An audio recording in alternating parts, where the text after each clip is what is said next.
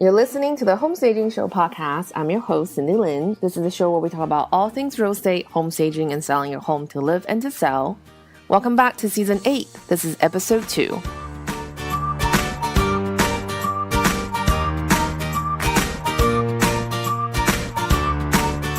Hey guys, I am so excited today to have Edi on the show. She's absolutely amazing. We met through IHOPS and ASP back in the day when we first started around the same time. We have always known each other, but we have not seen each other until last year when I went to the European IHOPS convention in Rome to speak on interior photography. And Edi was attending as one of the leadership people. We really hit it off. And we have been in touch ever since, and she's one of my favorite people in the home staging world. She has a very diverse and interesting background. She was a trained architect and an award-winning home stager with over 40 years of design experiences. She's currently located in the Seattle area. Her many talents, education, and experiences really have elevated her as one of the most gifted and prominent home stagers and interior stylists in this industry. She was trained at Syracuse University and the Architectural Association in London. Her design portfolio includes commercial properties in Philadelphia, offices in California, and many private homes throughout the United States. Additionally, Edi is skilled in technology and mathematics.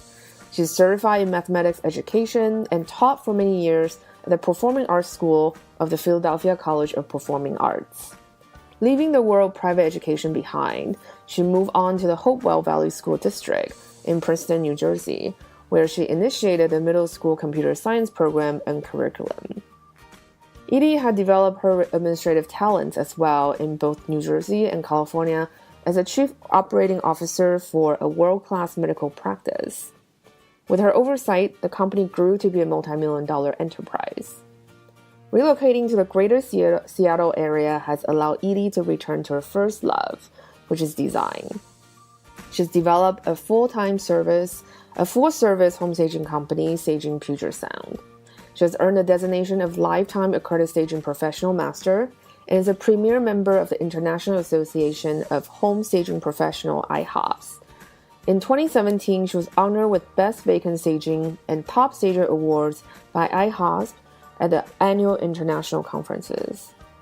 Throughout the great Puget Sound area, Edi works with homeowners, realtors, and investors to provide extraordinary visual marketing and design for each and every project, may it be house, condo, apartment, or manufactured home. You might remember we featured on our Stage Home series a 12-sided treehouse. So that was one of Edi's projects as well. And on the show today, we cover quite a few juicy topics. We talk a lot about different pricing models in the home staging industry, how listings are marketed, staging starter home versus luxury home, dealing with cultural issues and requests from your sellers and real estate agents, and then what to do when sellers refuse to stage, and also why you shouldn't use Buddhas in staging homes. So these are just some of the things we discussed today. It was really a wide gambit of a topic. So Edi has also graciously said yes on coming back for the next episode to share more of her knowledge with us. So I'm really excited about that. And also, for those of you who are interested in joining our live 8-week 6-figure floor plan mastermind program, Edi is going to be a guest mentor for our February class.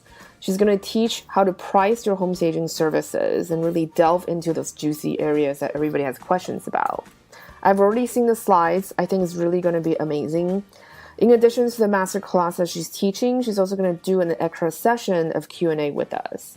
So if you're joining us for the upcoming class of the 8-week live 6-figure floor plan mastermind group, you're in for a treat. Edi is going to be with us for 2 classes. So the early bird enrollment for the program is going to start next Friday. So if you are just interested in the program itself, but you don't want the bonus master classes, we also have another one that just added with a social media expert. She's going to teach us about Instagram, which is really huge right now. A lot of home professionals, real estate professionals are actually booking a lot of jobs through Instagram. So for our February mastermind group, I'm really going to be pushing you guys on Instagram because I really see it as one of the more interesting tools in developing your marketing strategies. And then the other things that are included in the mastermind program is You get private support. So we have a private forum on Facebook where you can ask any questions. Obviously, you get access to me. Those are also going to be 6 live office hours. But if you don't need any of that, just a program, the self-study course is going to have a coupon code during the early bird enrollment period. So that's going to start next Friday on February 1st. And in addition to the early bird enrollment promotions, as our podcast listeners, you can use a coupon code, which is podcast100 to get an additional $100 off. So again, that is podcast100, spelled PODCAST 100, all one word. And so in addition to the enrollment, I'm also going to be teaching some classes. I'm going to be doing live streaming on Facebook page next week. It's not something I really want to do, but it's something my personal business coach really pushes me to do. And one of my things for the new year is to really step out of my comfort zone, and I think being on camera will be one of them. But it is difficult for me because I'm actually an introverted person, but I think it is important because from what I've learned through watching other people in my mastermind group, it's really a great way to be face-to-face with your audience, with people who are interested in what you do. And actually, it's also really nice to put a face to the voice or a face to, a blogger or whoever. So I want to give video a try. And also, as a photographer now, video is a huge marketing tool. I definitely seen it on the behind-the-scene sides as well. So I think we'll be really interested to really try this live stream thing. Oh my God, I'm actually kind of nervous just talking about it. But if you're around next week, come on to our Facebook page, facebook.com/stageformore. I'm going to be doing some just quick live streams every day around 11 o'clock Pacific Standard Time. So you will see my ugly mug on facebook.com. And I'm going to be teaching 4 webinar classes. So all 4 classes are the same topic. They're basically 4 very simple but very effective strategies I've used in my business to help me push my revenue and marketing as well. It's something that you can implement immediately right after the webinar. I'm really big on return on investment, and anything I teach needs to generate a return on investment for my students. So it's something that I'm really, really strive for when I'm creating these courses. So even if you're not interested in being in the mastermind group or taking a self-study course, come on the webinar anyway. I actually really want to meet you guys. It's really nice when I hear back from people through our email newsletter or blog, people emailing me, telling me what you guys want more of, like on blog posts or on podcasts. Is really, really helpful when I get feedback from you guys, because I really want to create content that you guys can actually use, because that's really the whole point, right? To create this blog and podcast and this school. Anyway, so enough rambling. Let's get the show started today. I'm going to put everything, the webinar sign up link and the live stream information in the show notes today, so you can just go check that out on your own time. So that's it. Let's start the show. Let's get started. Hey, so Edie, thanks again for being on the show today. And so before we get started, can you tell us a little bit about your business and what is your real estate market like? My business is called Staging Puget Sound. Puget Sound is the greater Seattle area. I have been in business for almost 10 years, staging in different degrees for that time. I started out assisting another established stager and learned a lot of what to do and what not to do from working with that person. And finally, after about 9 months, I started to get projects on my own. Seattle is a really interesting climate because it's both very close to Canada and on the West Coast. It has an interesting approach. It's both very modern and very old-fashioned at the same time. Downtown Seattle, there's a lot of new building going on. So there are a lot of condos and apartments that are very minimalist, modern, and all glass and steel. In the suburbs, it's much different. There are bungalows and little cottages and a lot of the craftsman style. So I have found that I have to have things that will fit in both of those locations. And I do predominantly vacant staging, although I do a little bit of occupied homes, or as sometimes it's called mixed media. But most of my work is vacant staging. I have a 4,000 square foot warehouse. I can do up to about 25 homes simultaneously. It's very seasonal, so right now my warehouse is quite full. Although Yes. today I'm going to look at another property.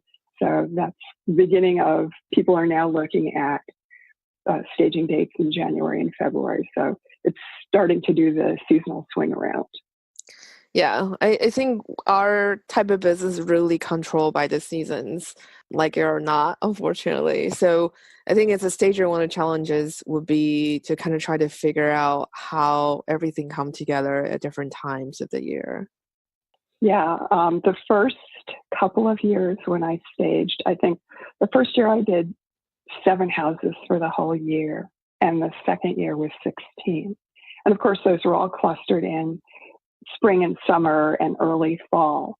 And when you have a warehouse, you need to learn how to budget for the times when there's less income and you don't want to have to borrow money to pay your rent, your insurance, all of those things. So that's a very important learning curve to achieve. Yeah, no, I totally agree. And I totally understand what you're going through. I had my warehouse for 10 years as well, and I understand that pain. Yeah, So yeah, you've been in the industry quite a while as well. I think we started about the same time, right? right. And you have such an interesting background throughout the years. Can you tell us a little bit about the services that you provide nowadays? Because I know you also have a background as architect. I use the fact that I have a degree in architecture to great advantage. I have a group of about 20 realtors and investors that most of my work is generated from them. With my investors, most of them do at least a few, if not quite a few, properties a year. And over time, I have made arrangements with them. As soon as they get a property, they invite me to come and look at it. And I give them my opinion on what things they need to develop or change from an architect's point of view. They have lots of experience in finishes and fixtures and all of that. But if they're going to rearrange any of the walls or anything within the structure, and I provide that as part of my service. So as soon as they call me, we have a tentative staging agreement, not with amounts, but they guarantee that when they're finished, I will be their stager. I also have worked as an educator in mathematics and computer science, and I ran a multi-million-dollar medical practice for 17 years. So actually 27 years, 17 in California. So I have a lot of planning and computer background that, because I'm a sole stager, I have no team anymore, I just have movers. That has really helped me facilitate a lot of the work that I do now and not completely feel overrun because I'm completely alone. The architectural point of view is really helpful. And I also market, when I do marketing, that architecturally challenging spaces are my little niche. I think you're familiar with my 12-sided upside down treehouse style. Yes, we property. featured it on our And blog. Yeah, it was amazing. yeah. So those are the types of things that I really enjoy, where it's just a challenge to try to figure out how to even show this as a property. And that was one of my investor clients. So we worked on a lot of things for about 8 months before the property was done.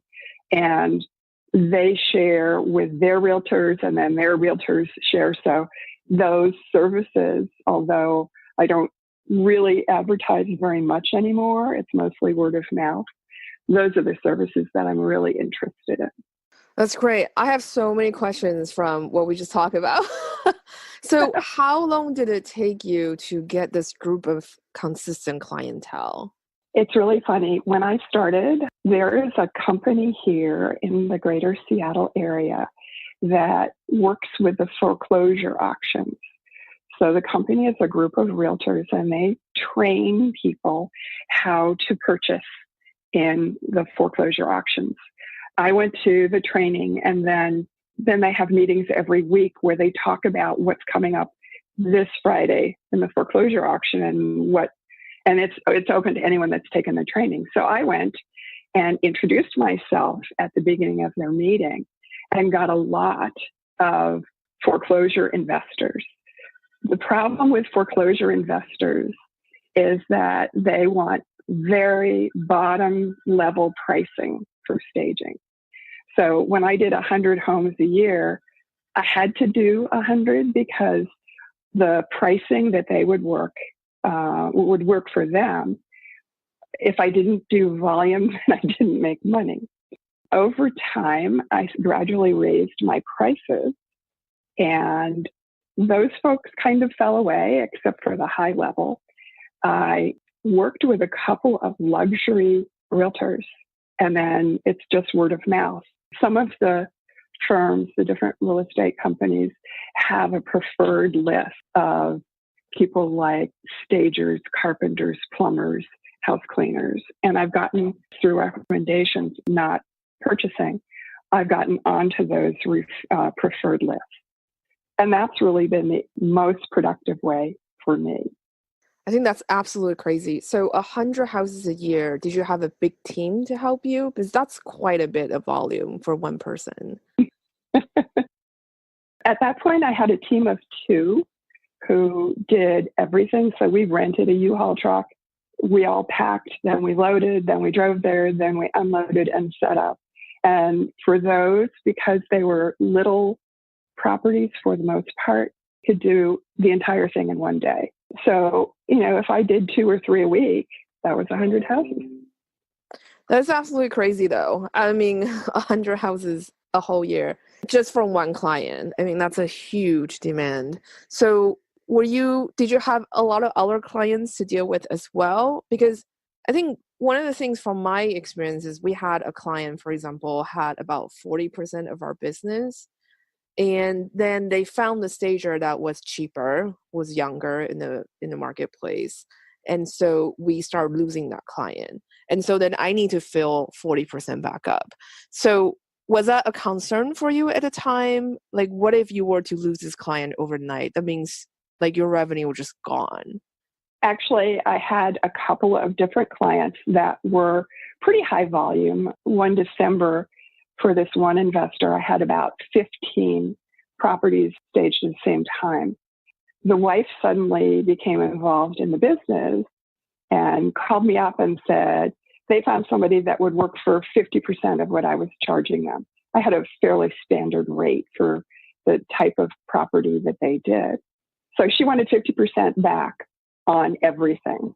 I said, sorry, you signed the contract and that is not possible.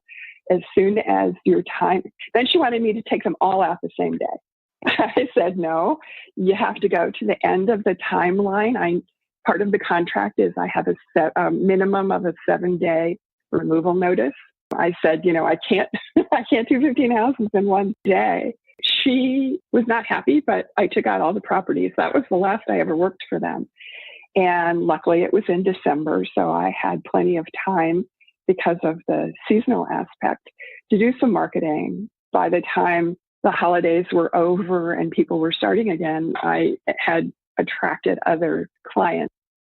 I'm pretty organic about how I don't worry. Having done this almost as long as you did, I don't worry when there's a quiet time. I appreciate it. I think that's great. I think for me, that's the thing. I think it comes down to balance because with the seasonal nature of our job, it's very easy to work. Because for us, we had a rhythm pretty much. We figured this out where we work concentrated for 7 months, which is basically really chill for the next 5 months. I mean, our busy season ramps up at the end of February and then really starts slowing down once we're starting to hit Halloween. So I know that period of time, I really need to concentrate on booking jobs, getting us out there, make sure we're profitable on each project, et cetera, et cetera. And the rest of the months is really kind of for us to reorganize and also take other gigs as well, because I also did holiday decor jobs, photo shoots, that kind of things to kind of balance out the revenue. But I think for us with staging, because it's so seasonal and it's so controlled by the influx of the market activities, it's really a balancing game, I think, at the end of the day. Yeah, absolutely.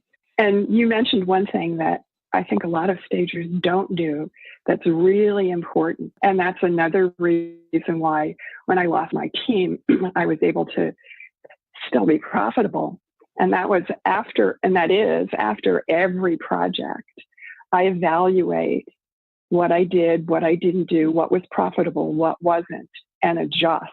So you need to evaluate and adjust to whatever type of project it was, the timeline, all of the aspects of it to determine if it was profitable and if it was satisfying, if it accomplished what you're trying to do for your clients. If it was a design project that you enjoyed doing. Some of the properties that I've staged, I've just disliked the property so much. It's like, get in, do it, and leave as quickly as possible. Just there's something about some of the houses that just are unappealing, and try to make it look good and then just do your job. But more stagers need to understand how to assess their profitability, stop doing the things that aren't making them money. Yeah, I totally agree. And the other thing I think was very interesting about your background is that because you've done so much with the foreclosure market, so you have to do at very small margins, but very high volume. Was it difficult for you to get out of that market and move into a luxury market where it's completely opposite, where it's a much higher profit margin and then you can afford to do smaller volumes? There were about 2 years when I was trying to move from one type of client to the other, where I actually turned down work because I didn't want to keep working with the really lowball investors. And so that's kind of nerve-wracking. Not have a lot of work and to be turning down high volume, low income work, but it's necessary if you really want to switch from investor to luxury. And it was a little nerve-wracking, but I finally managed to do it. And in fact, I'm going to look at a luxury property in the suburb Bellevue this afternoon. So I love going up there. So how did you make that transition? So because I think when you do a lot of certain type of project, like let's say you do all foreclosures, you kind of in a sense get typecast as the type of stager who does the starter home market or the foreclosure market. So how did you manage to make that transition into a luxury market? I looked up properties in my area on Redfin that were for sale at a certain price point or above, and made note of who the realtor on those projects was. And I targeted those realtors. And I just went to talk to them. Every time I did a really wonderful project, I would just email them the link to that project so they could look at the work that we had done. I picked who I was marketing to very selectively. So it was a very narrow funnel. That's awesome. And I love you talk about funnel because I love funnel. So how did you narrow down to the selective realtors that you really want to work with? Like, what are some of your how did you figure out the criteria for that? I can talk to anybody, and I think the people that were equally easy to talk to, that understood that I wanted to be part of their team and work with them and their clients to try to help them achieve the sales goal that they were going for. Some people don't even want the vacant homeowners sometimes to know that an independent stager did the work. The realtor will contract for the staging, and then they don't want your sign up. They want it to appear that this is something that's provided by their company. Those are the people that I kind of took off my list because I felt I wasn't getting the respect as a stager that I needed, that people needed to understand. Staging is a separate business, that there are some realtors that do their own staging, but I don't know how they do it because being a realtor is enough of a task without taking on a whole separate job. So to narrow people down, I looked for people that somehow I connected with and they were comfortable with me. I also adjusted so that instead of doing a house in one day, it's a minimum of 2 days now. The traffic in the greater Seattle area is just abominable. So the first day is packing and delivering. Sometimes the truck, it can take 3 or 4 hours to go 35 miles. Wow, that's crazy. Yeah. So my movers now are really good. There's 2 of them, so they can take the carpool lane. Once we pack up, I know all the back roads, so I try to avoid the freeways as much as possible. But if I have a whole day just for the delivery and placement, then I can do setup on the second day. And that's like the day you get to breathe and not feel rushed. And especially when you're doing a luxury property, you need to have time to just make sure that you're not leaving anything out. And it's so easy to do that when you're rushing and trying to do an entire project in one day. So that was another aspect that I found really important to change. Right. I think most people don't really understand that how much logistics are involved in home stager's life, especially if you do vacants. Your life is basically mostly about logistics because you're coordinating movers, you're coordinating clients, you're coordinating their vendors sometimes. There's a lot of people, there are a lot of hands in the pot, so to speak. And so I think that's the challenges that people don't see us home stagers have because they're just like, oh, you just make the house look pretty. But there's actually many more moving pieces, especially if you're in an area like Seattle where the traffic is very challenging. I mean, that's crazy, that the amount of traffic is horrendous. There are some streets where there's parking on both sides. Only one vehicle can get through past the parked cars. So there have been times when we've had to park a block away and carry everything, a city block, to get into a little bungalow, which then has, like steps up to the house. And then there's, an upstairs, a main floor, and a basement. So those homes are not my favorite, although it's good exercise for sure. I hear you, sister. Because we used to stage in San Francisco Bay Area. Sometimes there's big hills and you have to park at the bottom of the hill and then walk up all this stuff. I do not miss that. No. So when you're taking on a new staging project, like say you're going to see one this afternoon, like how do you decide what will work for the home? Is your approach different between vacant and occupied home staging projects? I know a lot of different factors come into the works, like we just talked about the hills, for example. So how do you decide what will work for this particular home? It's pretty easy for me because I've purchased everything that I own in my warehouse. So it's not like some people who are stagers who work with a rental company or work for someone as a stager. I stand in the space. I get an essence each room. I take photographs. And then I know when I'm there of the things that I own is going to look good in the space, going to be the right style. Proportion is really, really important. So many people in occupied stages have huge pieces of comfortable furniture that just make everything look small. So proportion is important. Knowing how to select a focal point and then emphasize it is really important. So I don't have necessarily a checklist. This is one of the reasons why, unlike some of my colleagues, I insist that I go and walk the space myself before I come up with pricing. Some of my colleagues just base it on square footage, don't even go see the property until it's already been contracted. That doesn't work for me. Sometimes I go and it's just an impossible place and I can't do it. So I have turned some down, especially those that have lime green kitchens, and the one that I turned down had a lime green kitchen, and the lady collected circular saw blades. Oh, cool. That's the She type of had them, clients I you take. know, they were all hand painted and all over the wall in the kitchen.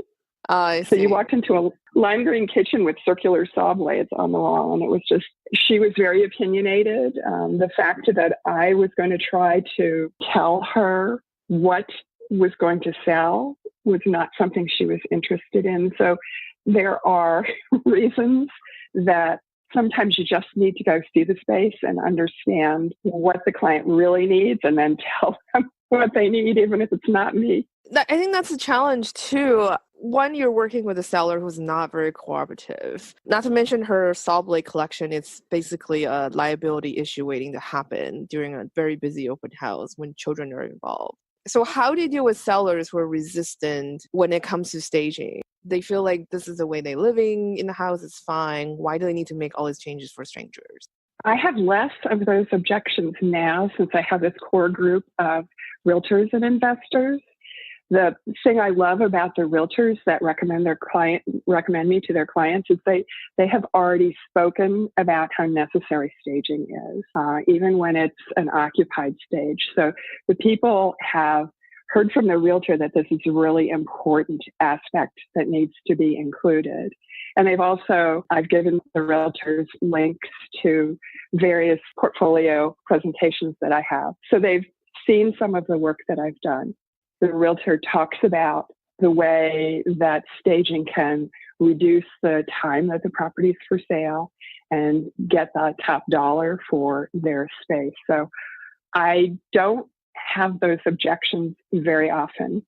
When I do, I simply explain that I am not the least expensive stager in the Puget Sound area, but I know my value. I know what I'm worth.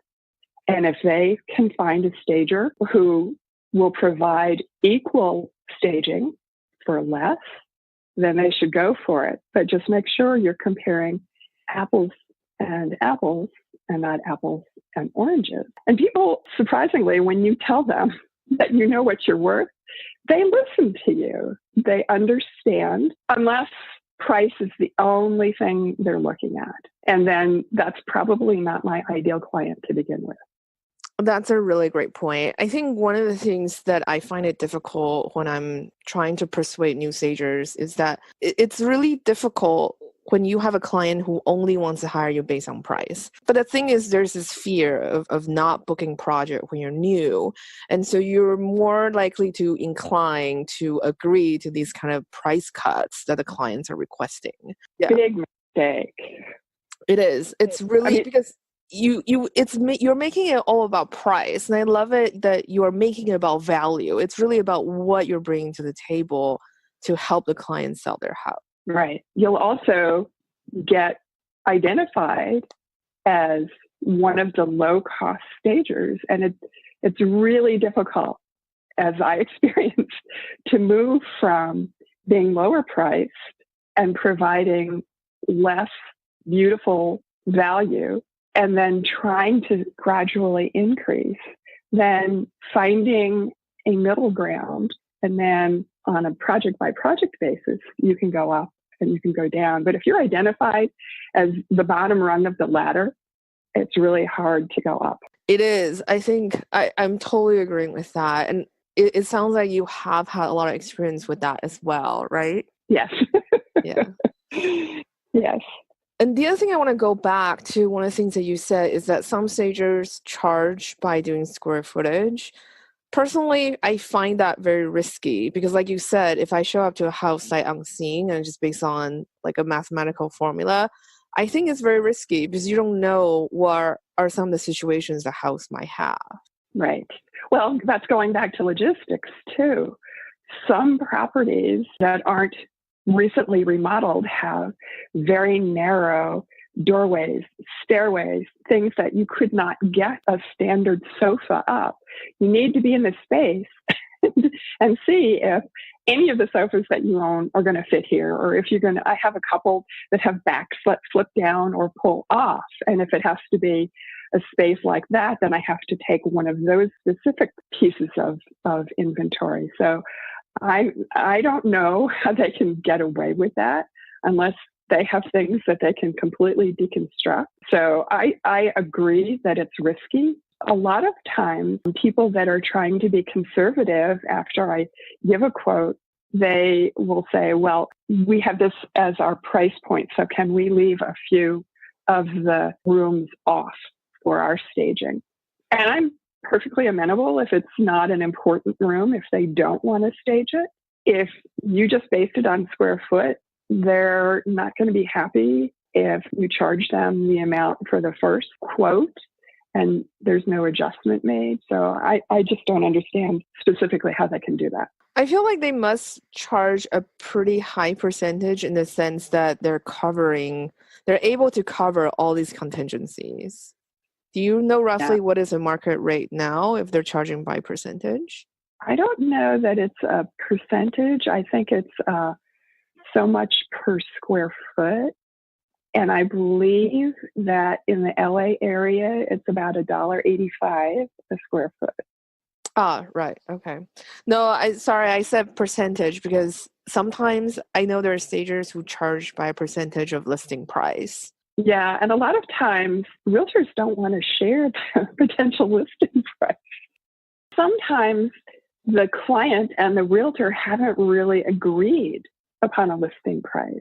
You know, that's a whole different negotiation that I don't want to be involved in. If you have something in mind, that's great. Please tell me. But if you haven't established that, then I don't want to make it any worse than it already is between them. So I think it is also risky in the sense that some agents, their strategy is to underprice significantly to create a bidding war, which we see happen, especially in a market like this. And so it's not really fair to you because it's not based on the final sales price, of course. But no client is going to want to give you the final sales price because if they oversold by, $500,000, they're not going to give you a huge bonus most of the time. So. Actually, that did happen to me. Yeah, that's why I know it happened too. That's why I said most of the time. This property did sell for $505,000 over the list price. So it sold for $2.5. It was listed at $1.95. And I did get a cash bonus from the realtor for my assistance in doing that. So that had never happened before. It's actually happened a couple of times too, but that was the most impressive one. Anytime that realtor calls, I'm in for it.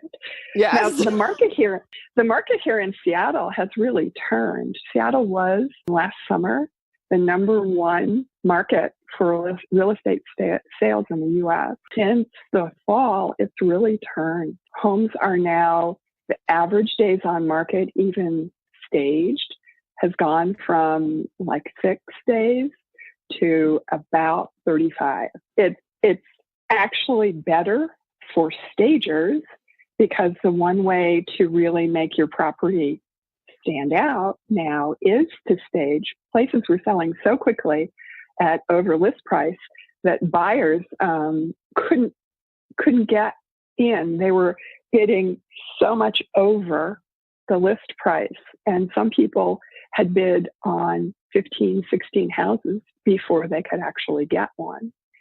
Now, because of the slowdown, and the slowdown is not because there's less homes on the market or more homes on the market, it's just that people aren't buying as quickly.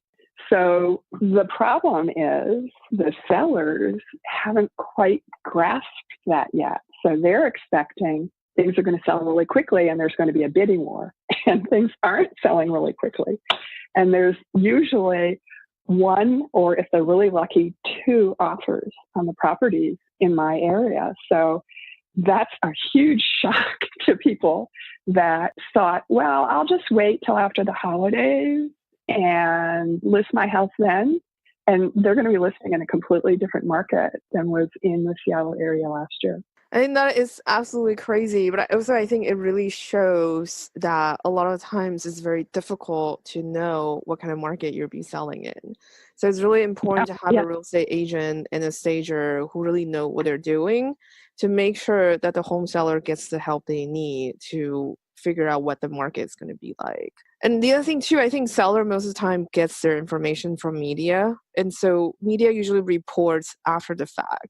They're still having that impression that, oh, the house is selling like crazy, whereas actually the market slowed down significantly. And I think that's true not just in Seattle or the Pacific Northwest. I think that's happening more and more throughout the country. I have a friend in Chicago, and unstaged days on market in Chicago are between 275 and 400 days on market.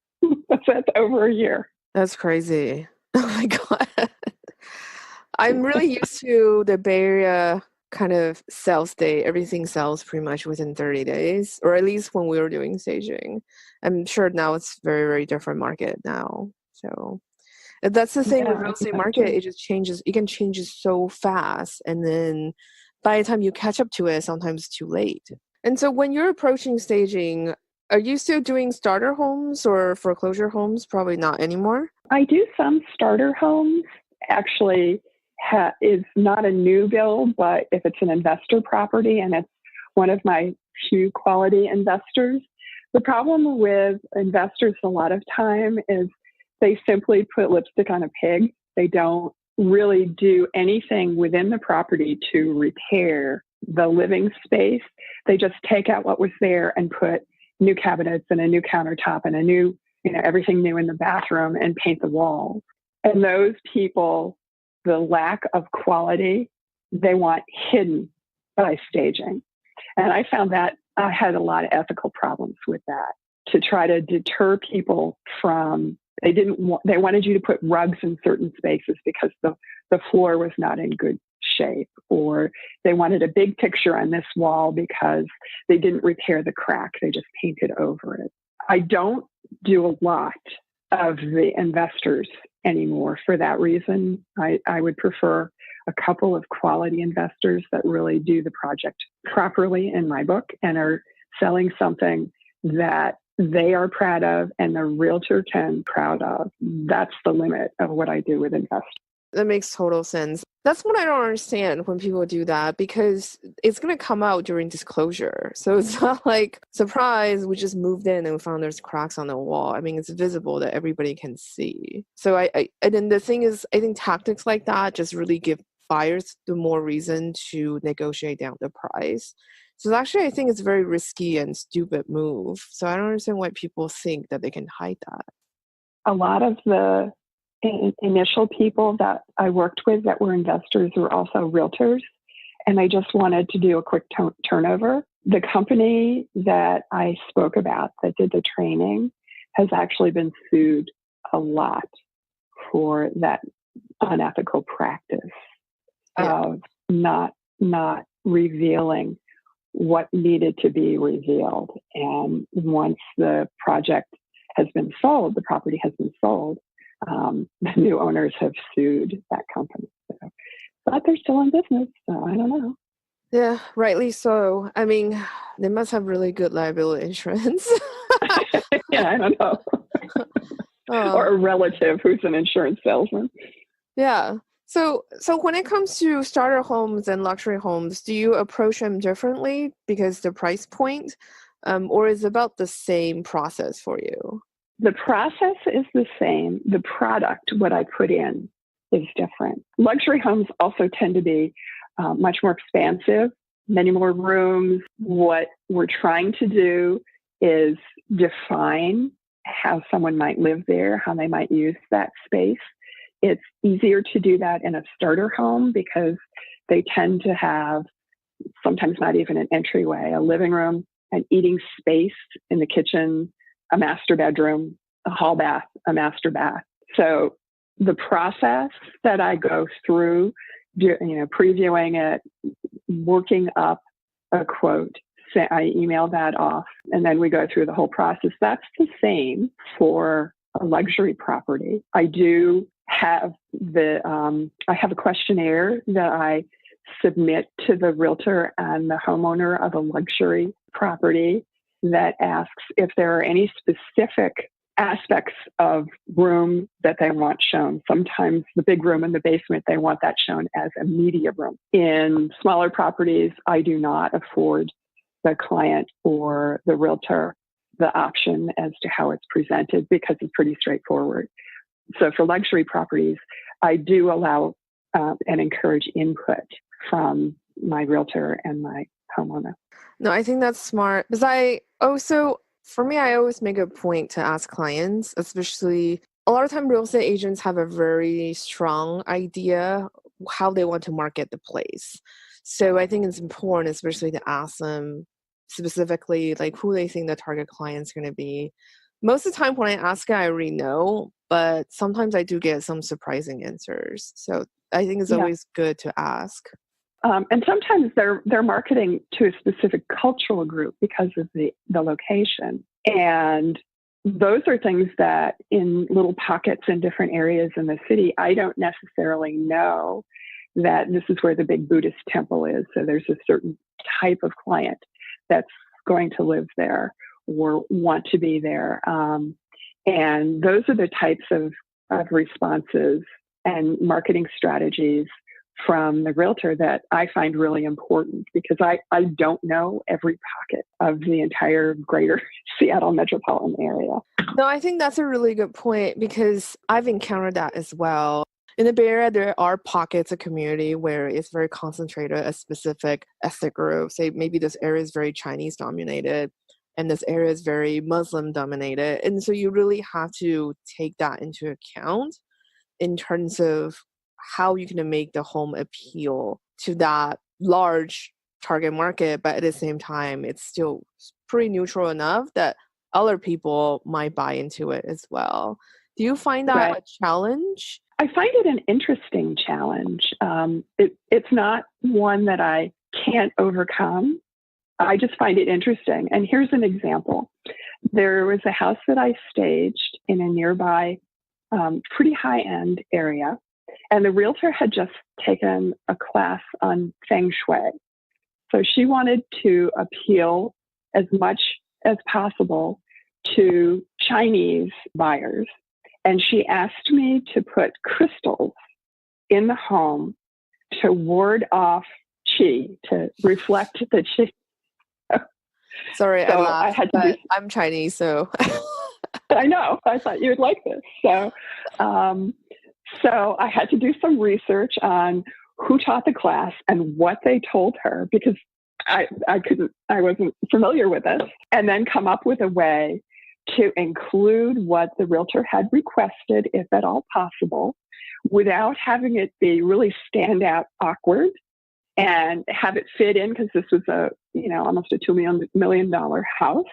So, I bought some crystals and I brought them in, and they're in very tasteful little locations. And when the sunbeams hit them, they're just beautiful. And she was very happy that because the front door opened directly into a hallway, and then directly beyond that was the dining room and a window.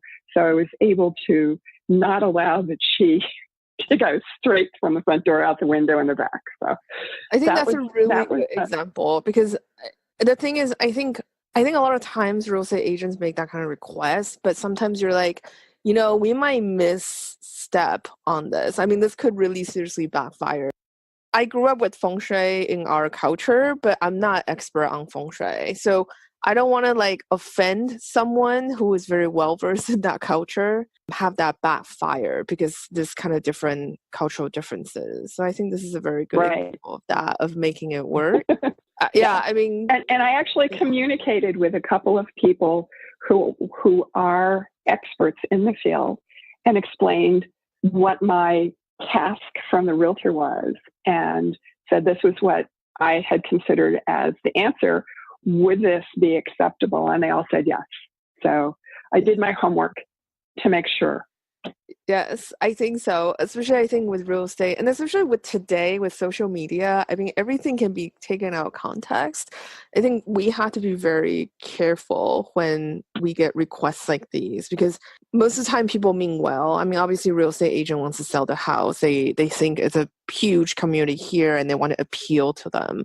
But a lot of times it does backfire. What I've seen a lot in terms of bad staging is that oh they think this is a really Chinese concentrated community, so they put Buddha everywhere in the house. Personally, I'm Buddhist. I feel that Buddha is not a decorative object. It's something that is sacred. So for me, I might be offended when I walk through a house like this where they just decorate everything with like a Zen garden and a Buddha like on the wall and stuff like that that serve as more decorative purpose than actually the original intentional purpose.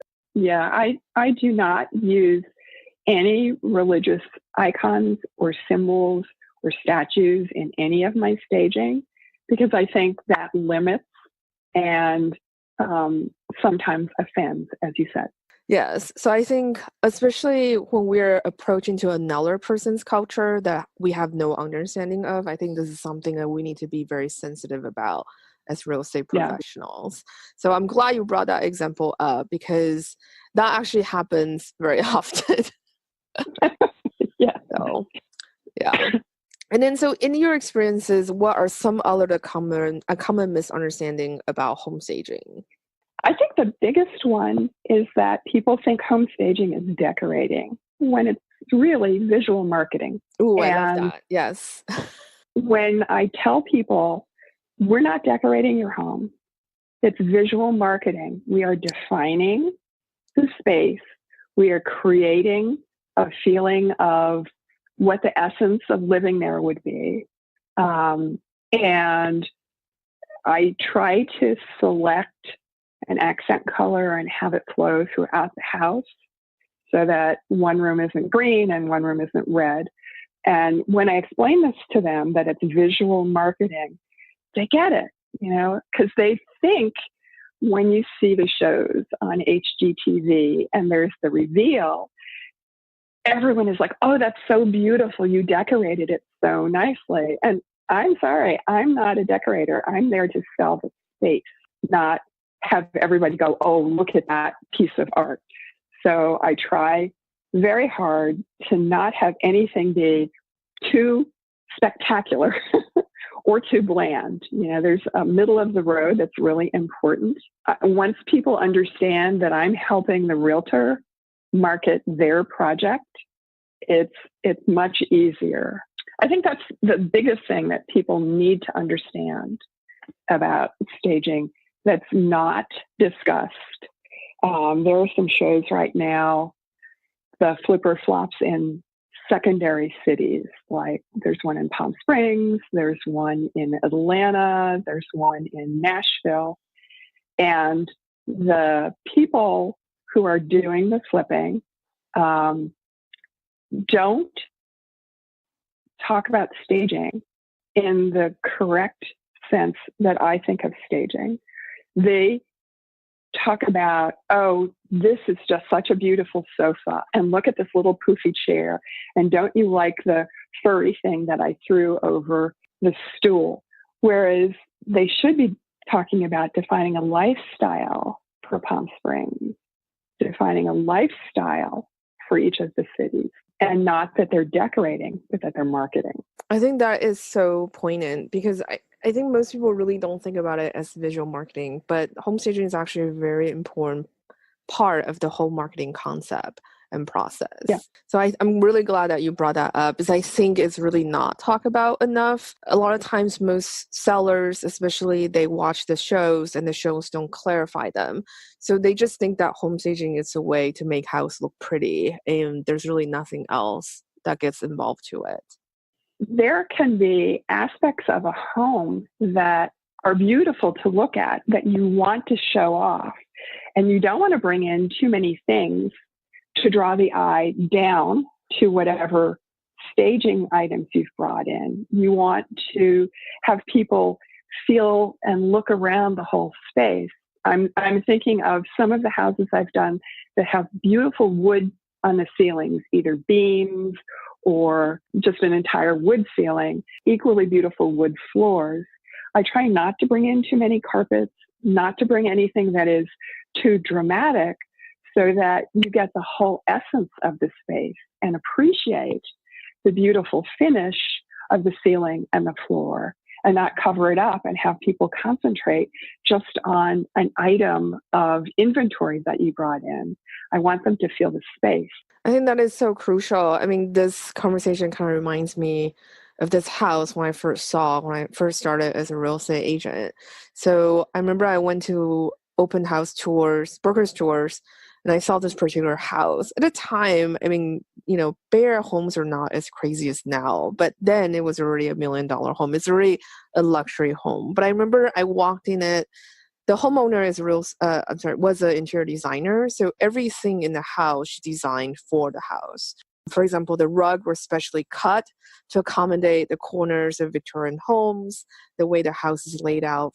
And I remember walking in just feeling like, oh my God, I'm so in love with this house. Like, you really can feel the space. I mean, obviously everything in the house is very nice. I mean, it is a luxury home after all.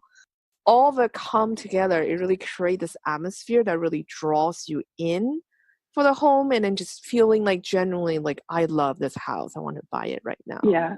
And I think really home staging is really striving to provide that kind of feeling for home buyers. And I think it's really something it's not really, I think sometimes home staging is vilified, where we're like, people are like, you guys are just creating this false sense of feeling to kind of trap people to buy this house.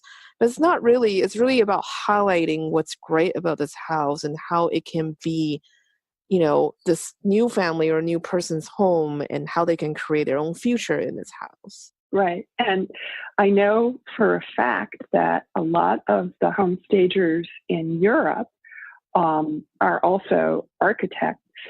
And perhaps that's where their and my feeling about enhancing the space comes from, because we're more about the visual and feeling of the space and less about the decor.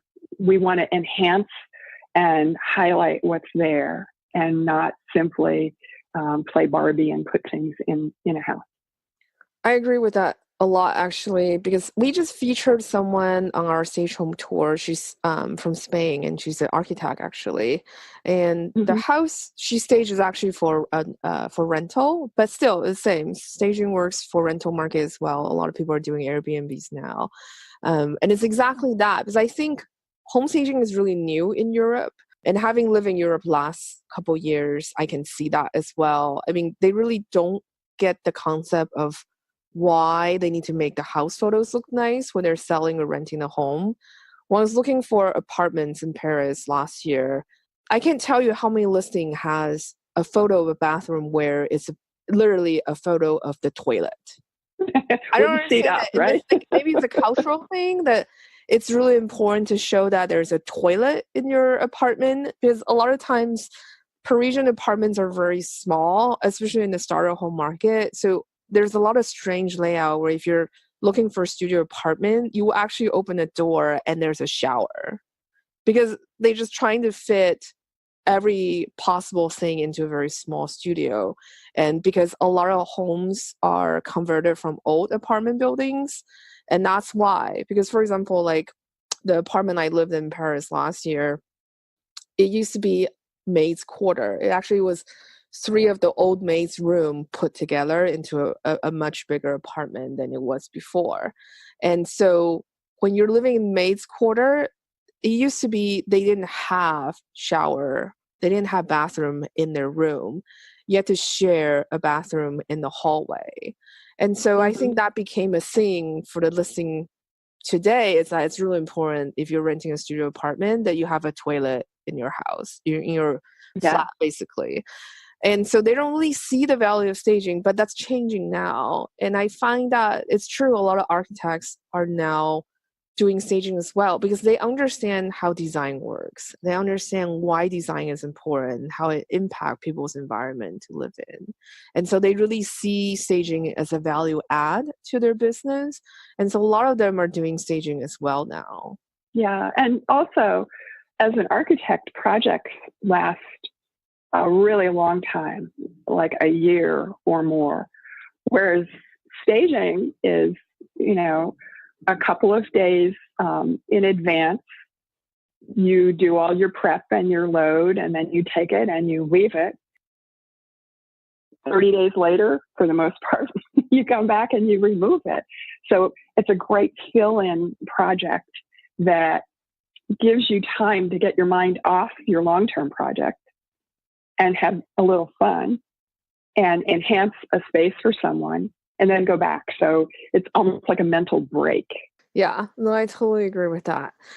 So we're coming up on the hour, and I can't believe how time passed so quickly because I planned for like a whole full page and a half of questions. I think I asked you like maybe 5.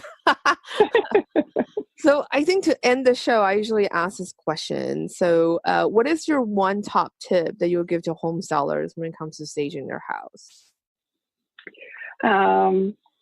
So actually, it's like 3 sentences.